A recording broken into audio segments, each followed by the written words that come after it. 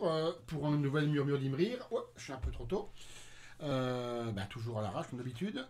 Donc aujourd'hui, nous allons Et parler... toujours aussi bien préparé. Hein. Oh, tu Ouais. connais hein Aujourd'hui, nous allons parler d'un objet. J'aime bien un peu trop tôt. L'auteur, on en a déjà parlé, un objet. C'est ce que te dit ta femme. Ouais, toujours. Moi, j'ai des romans des écrivains précoces, c'est de ligne fin. Voilà, ça, Ouais, t'inquiète. elle je le compatis. prie, elle le prie. Enfin, voilà, ça. Je fais partie du club aussi. Vos gueules, putain. Oh, Ah putain, c'est pas 30 secondes. Bon, bref. Bienvenue au Murmure d'Imrir. Putain, pourquoi j'ai des potes comme ça, moi, sans déconner. Essaie encore. Essaie encore, vas-y. Tu m'as téléphoné. Non, je ne t'ai pas téléphoné. J'entendais les voix. Oh, mais 3, t'es- 4. Je comprends. Xavier Dupont de Ligonnès. Donc, on y va, sérieusement. Les Murmures d'Imrir. Numéro épisode, j'en ai plus rien à foutre. Aujourd'hui, je vous présente le pavé, l'intégrale Howard Philip Lovecraft chez Nemos. Édition, bien sûr. Donc, c'est un coffret. 7 kilos et quelques. Voilà. Où, dans ce coffret, il y a 1, 2, 3, 4, 5, 6, 7 volumes. Voilà. Donc répartis en volume 1, Les Contrées du Rêve, tome 2, Les Montagnes hallucinées et autres récits d'exploration, tome 3, L'affaire Charles Dexter Ward, tome 4, Le cycle de Providence, qui regroupe ces nouvelles ayant attrait au mythe, et entre guillemets dans la géographie de Providence, tout ce qu'il a Dunwich, Innsmouth, Kingsport. Après 4 c'est 5, récits horrifiques et contes de jeunesse. Alors récits humoristiques, ouais, ok, oui c'est vrai que d'où ça me regarde, c'est assez humoristique. Après il y a un gros pavé, c'est donc les essais, les correspondances, la poésie et les révisions. C'est tout ce qu'il a, on va dire, c'est tout ce qu'il a fait d'autre. Et le dernier tome, c'est une étude des gens qui ont participé au coffret et autres, autour de Lovecraft, par David Camus, St. Joshi, Patrice Lunet et mon copain Christophe Tils. Voilà. Globalement, j'ai lu le dernier parce que je connais à peu près tout le reste. Hein. Désolé. Celui-là, génial. J'en ai eu un petit peu là, effectivement, les retraductions des essais et des poésies, je la trouve vraiment excellente par rapport à ce que j'avais lu quand j'étais jeune et avant. Alors, une précision, Ouais, c'est que dans ce coffret, tout a été retraduit voilà, par rapport aux premières traductions des années 50 c'est ça. et quelques-unes, quoi. Par le grand David Camus que je félicite et que je respecte parce que ouais, c'est génial. Parce que là, j'ai fini l'affaire sur Dexter Ward. Waouh, la retraduction. Alors j'ai relu une ancienne version. J'ai lu, je crois, avant de relire celle-là. Et on voit vraiment la différence. J'ai une petite question. Par rapport à l'intégral bouquin Oui. qui était sorti, en fait, quelle traduction c'était? Est-ce que c'était la même traduction que dans les J'ai lus ou est-ce que ça avait déjà été retravaillé? Les deux. Il y avait les deux. Je ne peux D'accord. pas dire lesquels, mais il y avait les deux. Après, à l'époque, j'étais ado et jeune adulte et je m'étais pas arrêté à ça, mais j'avais déjà trouvé la retraduction de certains passages, certaines nouvelles assez plus fluides, moins pompeuses, moins... Parce que les premières traductions, c'est ça. en gros, c'est ça. Voilà. C'était à l'époque, la traduction, c'était pas très respectueux du texte. Hein. Oh non, ouais, Je veux dire, c'est des bouquins faisaient en gros 250 pages, c'est ça. devaient rester à 250 pages. Ouais. Donc, si c'était un peu trop long, c'était coupé. Franchement, des fois, il y avait des approximations dans les années 50. Même au niveau des adjectifs, des tournures de phrases, des fois c'était limite quoi. Ah oui, non, C'était limite, hein, il y c'était avait, il y avait des vraiment, contresens suivant, enfin, puis bon, surtout à l'époque, personne ne connaissait Lovecraft, donc une mauvaise traduction, c'était pas grave. Bah, disons que Ça Lovecraft, passait. pendant des années, mais vraiment des années, des décennies, ça a été vraiment un auteur de niche. Je vais peut-être dire une connerie, mais avant le jeu de rôle La Bête de Cthulhu, quelques personnes connaissaient Lovecraft en tant qu'auteur anglais, novateur de science-fiction et d'horreur. Ouais, science-fiction Lovecraft, hein, même si ce terme-là n'est peut-être pas adapté. Anglophone. C'est un auteur de SF avant tout. Hein, même si c'est une horreur cosmique, c'est un auteur de SF. Oui. Disons que c'est de la SF qui ressemble énormément au fantastique. Ouais, à la Lovecraft. Bah, c'est ça le problème. Il est tellement spécifique, mais ça reste quand même de la SF. Les monstres viennent de l'espace, il y a une Finalement, interaction avec l'espace. Enfin, si on regarde de très près, oui, c'est de la science-fiction. à part les contrées du rêve, c'est la science-fiction. Voilà, Oui, totalement. Mais c'est ça qui est formidable, c'est en fait de dire que les dieux, ce qu'on appelle des dieux, ça peut être des entités extraterrestres, mais simplement parce qu'ils ont un tel pouvoir, ils sont arrivés à un tel niveau, une telle puissance que, en fait, effectivement, pour des hommes primitifs, ça paraît comme des dieux. Il le dit, il joue sur une science-fiction relative, c'est que Cthulhu est un extraterrestre. Mais Cthulhu est tellement au-delà de notre réalité que pour lui, on est des insectes, on est des fourmis, quoi. Ah oui. Mais il reste quand même quelqu'un, oui, c'est quelqu'un, une personne de chair, même si c'est une matière différente de la nôtre, qui est moins mortelle, qui est moins agressée par le temps. Mais ça reste vraiment, à part Azathoth qui est le Big Bang, j'ai envie de dire, tous les créatures de Lovecraft sont entre guillemets mortelles. Hein. C'est des formes de vie différentes, voilà. Mais tellement plus puissantes que ces pauvres humains. Ouais. Que et là-dedans, pour revenir à ça, à notre propos, on le sent pas, parce que c'est tellement la traduction est tellement galvaudée, tellement mal, comme tu dis Jacques, mal torchée. On sent qu'il n'y a pas, on sent que voilà, il n'y a pas une passion de bien traduire, quoi. J'ai envie de dire, c'est traduit vraiment la petite semaine, quoi. Disons que à l'époque, les traducteurs c'était pas des passionnés. Bah oui, on est d'accord. Et depuis, dans les dernières traductions, les traductions actuelles, c'est des gens qui sont passionnés et qui ont vraiment une volonté très forte de faire la meilleure traduction possible. Attends, on va les sortir. On va les mettre un par un. Les bouquins sont vraiment, pour revenir au coffret, ils sont beaux. Ils sont juste beaux, il n'y a pas d'autre mot. Voilà. Ils sont illustrés, alors chaque bouquin a sa couverture propre. Même format. Voilà. Ouais. Disons que c'est... Ils sentent bon. C'est important, nous qui sommes, oui, c'est vrai. Qui sommes amoureux des livres. Je veux dire, ça a été financé par Ulule. Ouais. Et ça a été... Ça a explosé à l'époque, je me rappelle. Ça a un peu mis de temps à coucher. Hein. Ça a plusieurs années, franchement. Mais bon, on va dire que la Covid est dedans. Hein. Voilà. Et il a fallu être très patient. Très patient, on est d'accord. Voilà. C'est le tome 1, Contrée du rêve. Après, il y a le tome 2 et 3. Les montagnes et autres récits. L'affaire sur Dexter Ward, que je trouve superbe. J'avais vraiment... Et je crois que alors toujours avec, effectivement ça j'adore, le plan de sa géographie particulière est propre à Lovecraft. C'est excellent, c'est beau, c'est beau. Et ça a tellement bien marché qu'ils ont fait des petits trucs comme, voilà. C'est numéroté. Ouais, numéroté. Ouais. Et...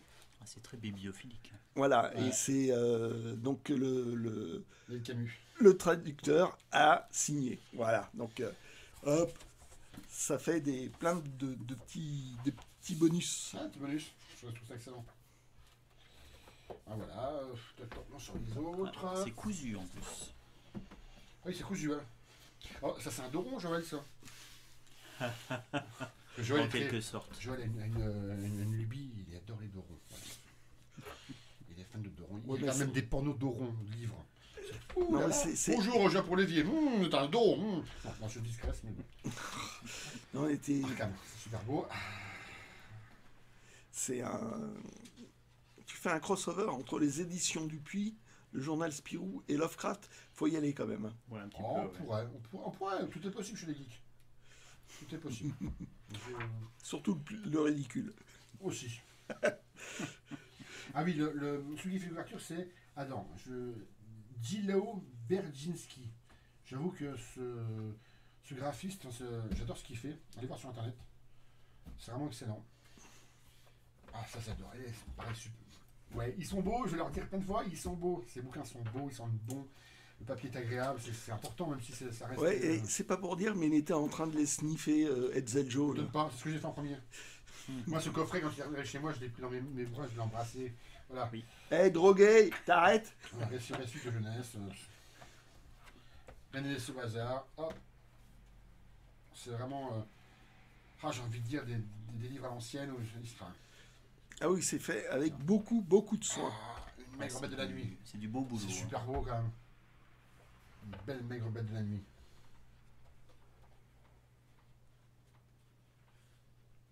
Ouais, c'est... C'est génial. Le plus gros pavé. Essai, correspondance, poésie et révision. Ces poésies, quand j'étais tout jeune, je lisais, je trouvais ça pas terrible. Là, je les ai relus, c'est génial. Il n'y a pas à dire, c'est génial. Tu serais pas un fan de Lovecraft, Un petit toi? peu.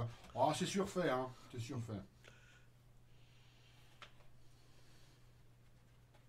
Voilà.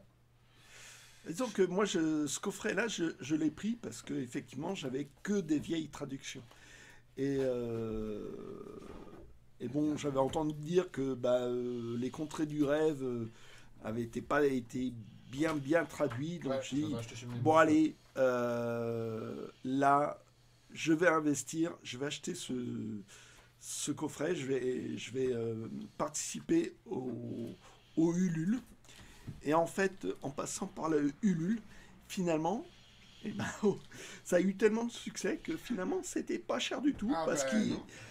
qu'au départ, ils devaient avoir que 4 bouquins, je crois. Ouais, il me semble que c'était 4 bouquins, puis après ils ont rajouté. Enfin, Et, ça au montait, final, ça montait, ouais. au final, on a 7 bouquins, 7 ce qui est incroyable. Le dernier, c'est. Il y a vraiment 6 bouquins écrits par Lovecraft, et le dernier, c'est vraiment études autour de Lovecraft, les critiques, les différents. On va dire. Il y a une annexe qui est très développée. Christophe Lee, c'est vraiment un article vraiment génial. Voilà, c'est vraiment pour fans. C'est vraiment un Lovecraft, mais au-delà de Lovecraft. Voilà. C'est Ouais, un livre à part entière. Mais ça reste intéressant. Ça a sa place, on est d'accord. Donc voilà. Donc, ceux qui ont été à Ulule, ceux qui ont eu la chance de pouvoir entre guillemets, participer, ils ont eu ça. J'ai pas connaissance actuellement qu'ils vendent ça sur leur site. Ah, ceux qui n'ont pas participé à Ulule, Pour l'instant, je sais pas. si, il y en a qui ont pu l'acheter après la campagne Ulule. Ah ouais. Ah, tu peux continuer à l'acheter? Ouais, mais alors, ça revient nettement plus cher. Je pense, voilà. Voilà. Donc, c'est du haut, 5-6 kilos, un peu plus. Bon, je regrette de ne pas avoir participé. Ah bah ouais, c'est clair. Et comment nous, on avait pris, Jacques et moi, on a pris un palier, je sais plus si Le geek belge, tu veux dire? Le geek belge, oui. Ouais. Moi, j'ai été au basique. Ah non, t'es milieu de gamme, non? Non, basique.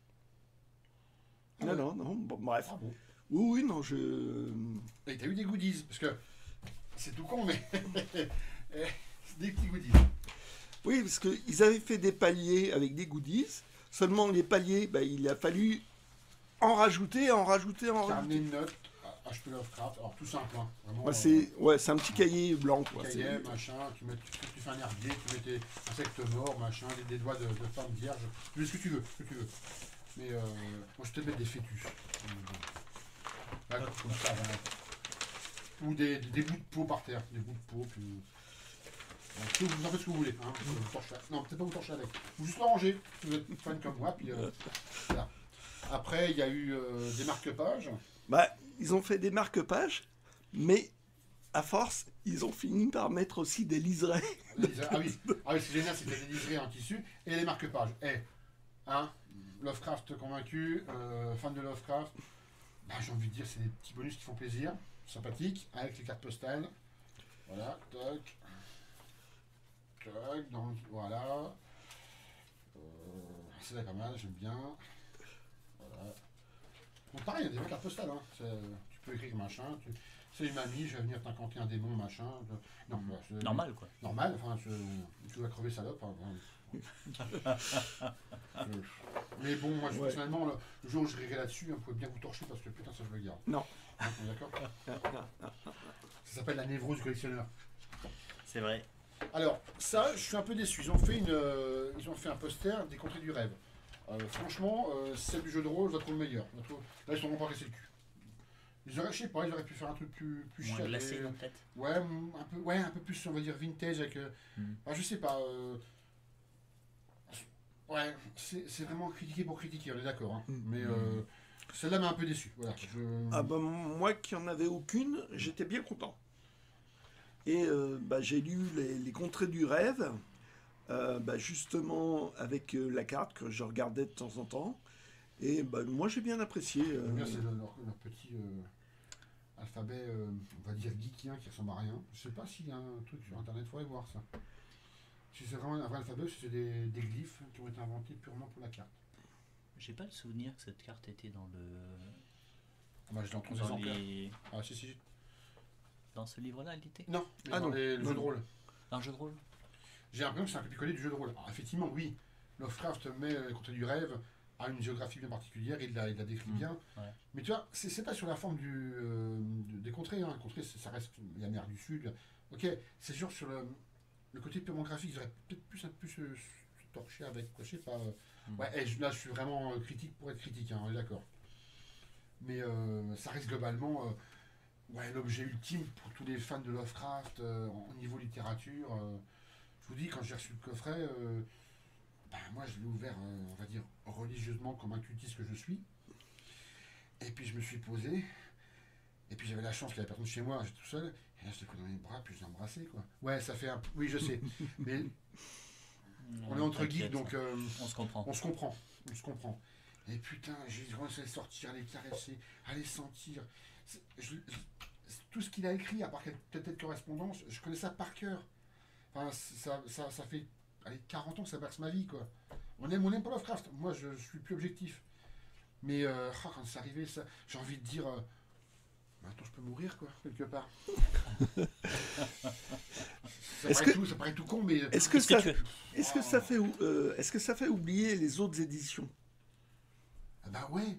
Alors attention, les collections bouquins, moi j'ai un vécu, j'ai une mélancolie de collégien et de lycéen. J'en ai chié quand même pour les acheter financièrement. Voilà, j'ai mis de côté, mais ouais, ça les faut oublier. C'est à la fois moderne, le coffret est à la fois moderne, à la fois essentiel, à la fois. Je pense pas qu'on fasse mieux après, quoi.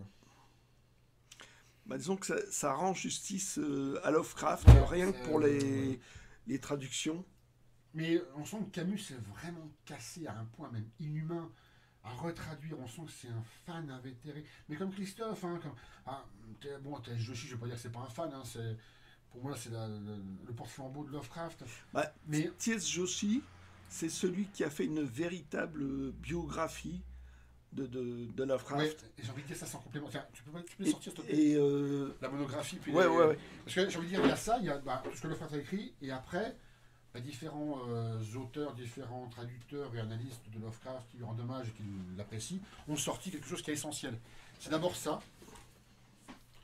Voilà, ActuSF. Voilà, ça, c'est.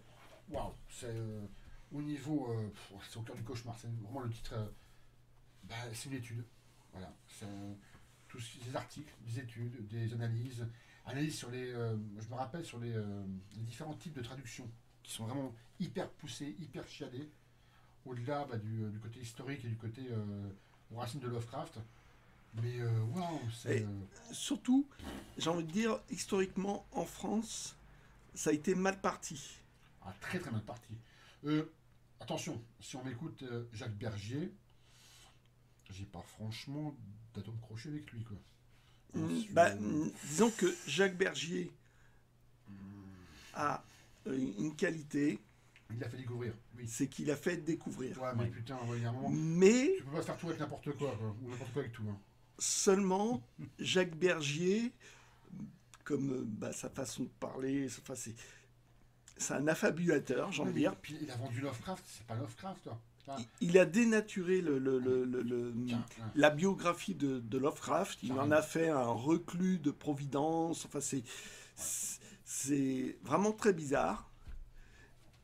Et par des années, on était dans une fausse mythologie de Lovecraft. Ah, mais carrément. Par rapport à sa biographie. Et justement, ce qui va remettre les choses à leur place, c'est... Alors, ça c'est sorti il y a quelques années quand même. Hein. I Am Providence.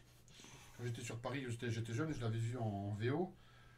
Mais c'était retravaillé, ça a surtout été traduit d'une main de maître par des gens vraiment passionnés. Je crois que Christophe Tiss était chef de projet, il me semble. Oui. Ouais, putain, Christophe, c'est chapeau, quoi. Joshir a retravaillé. Il y a vraiment eu un travail de fond et de forme là-dessus. Et ça donne 2 volumes excellents. J'ai envie de dire, C'est énorme. c'est trop excellent. Parce que, limite, c'est. Alors, qu'est-ce que Lovecraft, à 5 ans, a porté comme habit? Qu'est-ce qu'il mangeait? Ouais, et puis les cousins éloignés ont fait ça. Et puis, tu remontes aux origines, des origines de l'origine de Lovecraft. Et, C'est extrêmement détaillé. ouais, et ça peut être indigeste, des fois. Oui, oui. Moi, il y a une partie sur le premier tome.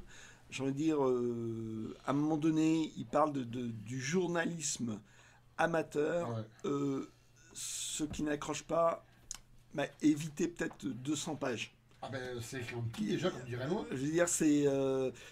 Les 2 volumes font C'est, quasiment 1400, 1500 je veux dire, pages. c'est tellement précis. C'est tellement précis que ça en devient un chiant. Des fois. J'avoue, des fois. Voilà. Ouais.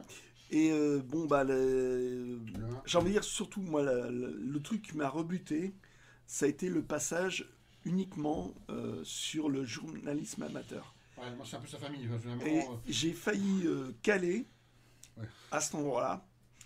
À la rigueur, s'il y a un endroit vous calez, ben, sautez ce passage-là, parce que tout le reste vaut le coup, quoi. Puis il y a des endroits magiques. Enfin, quand Joshir va à Providence et puis que les lieux n'ont pas franchement changé, il se dit, il y a un passage qui m'a vraiment, mais moi, touché au cœur. J'imagine bien le jeune Howard à 5 ans devant les vaches dans ce champ-là, s'asseoir et puis regarder les insectes, tout ça, avec son sandwich. Et putain, mais t'imagines bien en culotte courte, tu sais, la petite chemise début du siècle. Mais ça fait vraiment image d'Épinal, mais tu dis waouh. Et puis le petit train qu'il avait fait dans l'Armise, enfin. Ouais, est-ce que ça apporte de l'eau au moulin? J'ai envie de dire oui. Est-ce que ça va changer votre vie? Non. Mais ça rend Lovecraft humain. Ça rend Lovecraft vivant. Ça rend Lovecraft comme il était vraiment, je pense.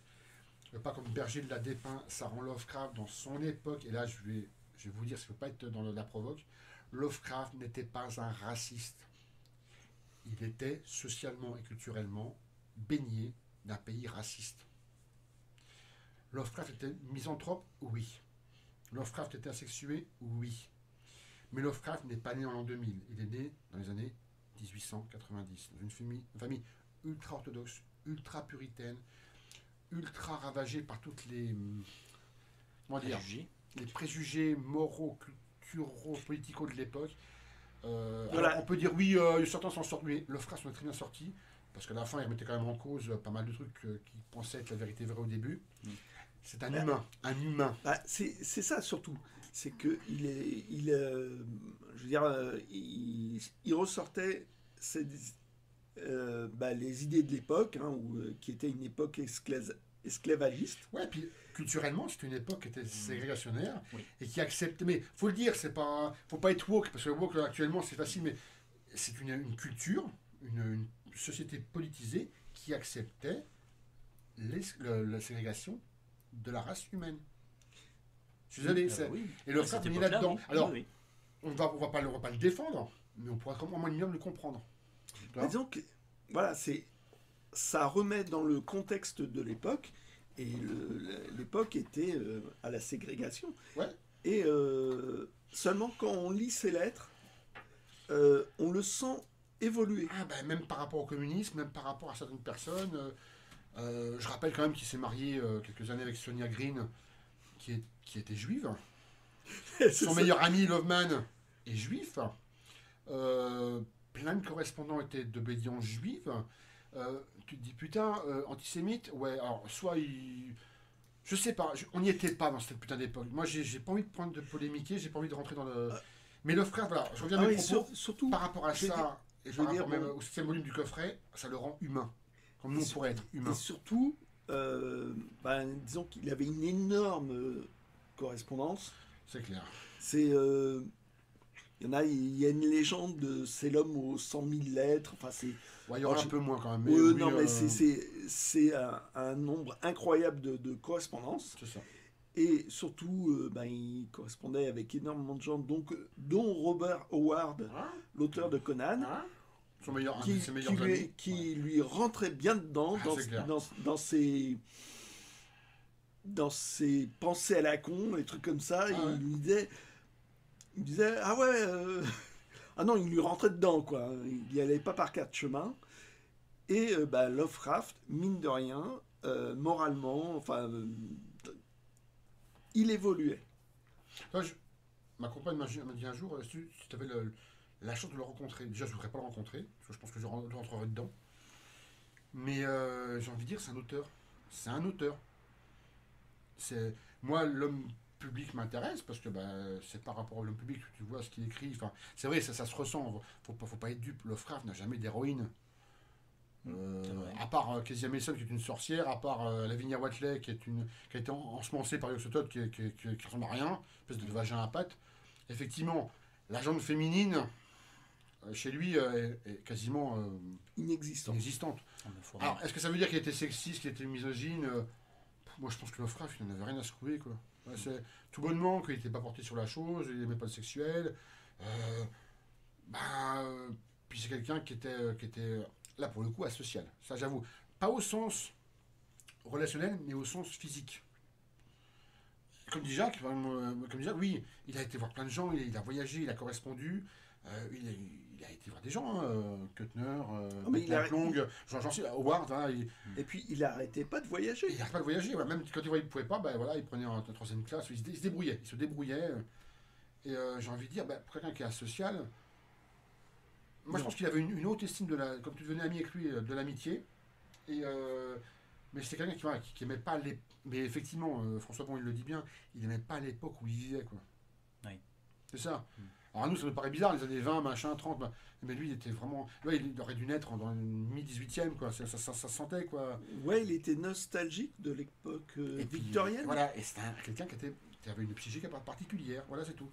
Et c'est peut-être dû aussi au fait qu'il sentait que sa famille était un petit peu en bout de course et qu'il aurait préféré être dans cette famille-là, mais beaucoup plus tôt à l'époque. Je ne sais pas si c'est pécunier, j'en sais rien. Ça, j'avoue que je le ressens pas dans ces. Dans le sens non. de Dans le sens ah oui, une famille un peu noblière, machin. Oui, ouais, un prestige, quoi. Oui, il sentait oui, peut-être oui. que les États-Unis étaient en train de changer et que lui, ce changement ne lui plaisait pas. En fait, ouais, ça peut être ça. Hein, ça quand peut tu être vois ça un aussi. certain modernisme J'avoue, qui disparaît, oui. tu retrouves un peu la même chose Exact. dans Tolkien où il sent que l'Angleterre Oui, change et c'est ça. quelque part son œuvre c'est à propos de l'Angleterre qui change, quoi. Ouais. Ça peut être ça aussi. Je pense qu'il n'y a pas que ça. Après, il y a toutes les vagues immigrationnistes des gens de l'Europe de l'Est. Oui, c'est la grande période. Les Russes, tout ça. Enfin, Mm. et tu sens très bien que il a un côté wasp. Voilà, Oui, c'est un wasp. Oui, c'est un wasp. Un wasp dans le pur style, on va dire, ouais, comme tu dis, fin de siècle. Après, Les puritains, c'est il y pas a des rigolos. certaines Hein. lettres de Lovecraft, putain, à la fin de sa vie. Waouh! Tu dis, sur le communisme. Il s'est sacrément ouvert. Ouh! Ouais, tu te dis, ouais, bon, au début, pour revenir à sa période sur Monsieur Hitler, comme il le dit, il avait un certain attrait, mais vite, il s'en est détaché, quoi. Il a bien vu que c'était un pantin, que c'était un fou, quoi. Mais c'est quelqu'un qui avait des idées bien calées, mais je pense qui était ouvert au dialogue, qui était ouvert au débat. Oui. Et si t'arrivais à le changer, il avait cette faculté encore, et ça, je trouve ça génial pour un bien puritain, de pouvoir accepter une autre vision de lui-même. Et si je me souviens bien, parce que bon, moi, c'est mon souvenir de Lovecraft, là, je suis un petit peu. Je pense que, comme beaucoup de gens, je suis totalement éberlué par tout ce qui vient de sortir sur Lovecraft. J'étais resté sur les intégrales bouquins, sur la vieille collection. Donc là, je suis épaté de la part. Et en fait, moi, j'ai le souvenir de sa femme qui avait dit qu'elle lui avait apporté beaucoup de choses aussi. Sonia Green, oui. Ouais, par rapport à ça. Oui, par rapport à ça, oui. Même s'ils avaient resté quelques années ensemble, il avait été à New York, ça avait été un traumatisme. Oui. New York, avec toutes les cultures d'Europe de l'Est, tout ça, mais non, avec les cultures afro-américaines, ça a dû bien le secouer. C'était trop fort pour lui. Trop fort pour lui. En collection point de l'illustre traducteur François Bon, que je respecte, que j'adore. Il y a plein de petits bouquins, c'est la version luxe de Cthulhu. Plein de petits bouquins, une petite série de livres, entre 7 € et 6 € qui sont sortis, et la traduction, elle est géniale. Elle est géniale. C'est chez Plomb. Il y a les Montagnes hallucinées, il y a Rouleur devant le seuil. Enfin, il y a une dizaine de petits bouquins. Le prix est abordable. C'est très très beau. Les couvertures sont super belles. Et moi, j'ai Voilà. bien aimé cette traduction parce qu'il rend le côté maniéré Ah ouais, tout à fait. qu'avait Lovecraft. Ah ouais, François Bouron, il a vraiment un talent pour ça, quoi. Ouais, C'est excellent, quoi. ouais, c'est parce que bon, Lovecraft prenait des vieilles formules, des vieux vocabulaires, des vieilles significations, et François Bon, qui est le traducteur, Ouais. là, rend cet aspect-là. Tu m'étonnes. Et donc, moi, l'appel de Cthulhu par François Bon, j'adorais. Et en plus, il y a eu ce petit, cette jolie présentation. Quand je l'ai vu chez Arioc, je me suis dit, oh la vache. Il y a eu 3 versions. Il y a une version Fnac noir et blanc avec un Cthulhu noir et blanc. Il y a eu cette version-là luxe, un peu steampunkisée, on va dire. Et il y a une version papier, la version normale, en souple. Toujours alors, le dessinateur, je ne me rappelle plus. Mais édition Plomb. Allez voir si vraiment vous êtes intéressé. Et c'est vraiment excellent. Et voilà, il y a 3 versions de ça. La luxe, la noir et blanc, spécial Fnac. Et la version, on va dire, la normale. Voilà. Tu le voulais, Jen? Oui, je trouve la maquette assez belle. Ah oui, Ça, c'est la luxe, hein. C'est pas. oui, mais je trouve que c'est pas idiot ce type de maquette. Moi, ça fait toujours penser un petit peu au livre des traînes hein, Ouais, livre de poche. Ouais. de cette époque. C'est un Et, livre de poche, mais dans ta poche, tu as une nouvelle, tu vas Oui, non, direct regarder au leader. non, mais surtout, c'est la présentation. côté Toi. de présentation. Ah C'est oui, un peu côté. Cartonné, livre des traînes de début 20e. C'est vrai que c'est bien. Quoi. Et elle reste ici. Je ferai une fouille au corps avant que vous sortiez de chez moi. Hein Le frère, tu risques rien. ah, pour pas toi, vu. oui, Ah, mais tu- Edsel Joe. Petit joueur, toi, Moi, je ne les ai pas. C'est sobre, c'est beau. C'est en La tissu. jaquette. J'adore. Voilà. Ouais. La jaquette est super belle. Mais Ouais. Et ça rejoint voilà, c'est l'actuel donc ça rejoint vraiment le même graphisme de police. Avec le C majuscule. Donc, c'est Voilà. des très jolis bouquins. Ça, c'est Oui. vraiment la biographie. Franchement, même pour un auteur, c'est une biographie qui est ultra complète. C'est monographie. c'est 1200 pages. Hein. Ouais, 1200 pages. Et ça, c'est le coffret, l'intégrale Howard Philip Lovecraft. Hors goodies, voilà. 7 livres, pour moi, il n'y a pas mieux. Et comme dirait l'autre, mes précieux. Et des bouquins, Fabien Juteux. Voilà. Y a pas Et c'est mieux. mon exemplaire, ça. Et en plus, il est abîmé, il voit pas le mien, il toque. Enfin, voilà. Donc, voilà, c'était les murmures d'Imrir. On mettra pareil en description à YouTube le numéro de d'Imrir. Et puis, merci Hetzel, Jo, merci. Merci. Le geek belge. Bon, Toi et Alzheimer. Hein. Oh, moi, c'est surtout les fêtes de Noël. Moi, Et je puis, sais ce qu'il me voilà. reste à commander. Ouais, Bah voilà. ouais. Bah, tarde pas trop. Ah oui, t'as pas trop, ouais. Ouais. Je Ouais. pense, ouais. Ça, encore la biographie, ça va encore. La monographie, je pense qu'elle est encore trouvable. Mais ça, ouais, ça pas trop. Ça non plus d'ailleurs. Ah, Bon, c'est ouais. possible, Ouais, ça. ouais. Ouais. Ah, ça part vite, ces trucs-là, c'est effroyable. Bon, à plus pour la prochaine. Merci à vous deux, les gars. Ciao.